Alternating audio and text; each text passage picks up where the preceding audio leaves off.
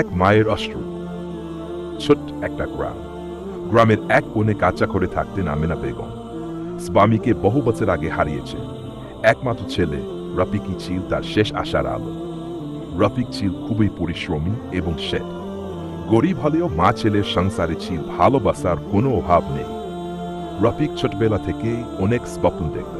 সে পড়াশোনা শেষ করে শহরে চাকরি করতে চেয়েছি, এতে মাকে সুখী করতে পারে। আমেনা বেগম ছেলেকে অনেক আদর করতেন, তবে মনের মধ্যে সবসময় একটাই চিন্তা, রফিক শহরে গেলে কি সে তাকে ভুলে যাবে। একদিন রফিক সিদ্ধান্ত নিল শহরে যাবে কাজের সন্ধানে। মা চোখের পানি ধরে রেখে ছেলেকে বিদায় দিলেন, কিন্তু বুকের গভীরে চাপা কষ্ট ছিল। রফিক বলল, আম্মা চিন্তা করো না, আমি ভালো একটা চাকরি পেলে তোমাকে নিয়ে যাব। শহরে এসে রফিক নতুন জীবনের যুদ্ধে নেমে পড়ল। সে দিনরাত খেটে কাজ করত, কিন্তু ভালো কোনো চাকরি পাওনি।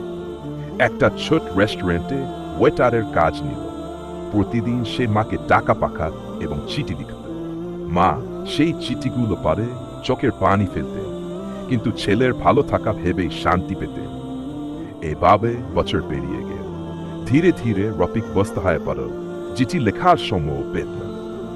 আমেনা বেগম প্রতিদিন দোরগোড়ায়ও বসে থাকতেন ছেলের চিঠির আশায়। একদিন তিনি গ্রামের একজনের মাধ্যমে জানতে পারলেন রফিক ভালো চাকরি পেয়েছে এবং শহরে ভালোভাবেই আছে। তিনি খুশি হলেন, কিন্তু ভেতরে ভেতরে একাকী তাকে কষ্ট দিচ্ছিল। কয়েক মাস পর এক সন্ধ্যায় মায়ের শরীর খারাপ হলো। গ্রামের ডাক্তার এসে বললেন উনি খুবই দুর্বল হয়ে পড়েছেন, তাকে বিশ্রাম নিতে হবে। কিন্তু মায়ের মন শুধু ছেলেকে একবার দেখার জন্য ছটফট করছিল। এক প্রতিবেশী শহরে গিয়ে রফিককে খবর দিল, কিন্তু ব্যস্ত জীবনে সে তো কোনো সময় বের করতে পারছিল না। একদিন সকালে খবর এলো আমেনা বেগম আর নেই। গ্রামের মানুষজন তাকে কবরস্থানে দাফন করল। ঠিক তখনই শহর থেকে রফিক ছুটে এল না, কিন্তু ততক্ষণে অনেক দেরি হয়ে গেছে।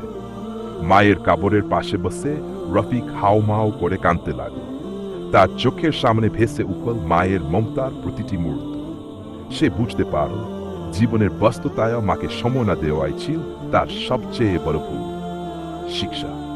এই গল্প আমাদের শেখায় দুনিয়ার চাকচিক্য, অর্থ এবং ব্যস্ততার মাঝে আমরা অনেক সময় আমাদের কাছের মানুষদের ভুলে যাই, কিন্তু একদিন বুঝতে পারি যে তাদের ভালোবাসা এবং উপস্থিতি ছিল আমাদের জীবনের সবচেয়ে বড়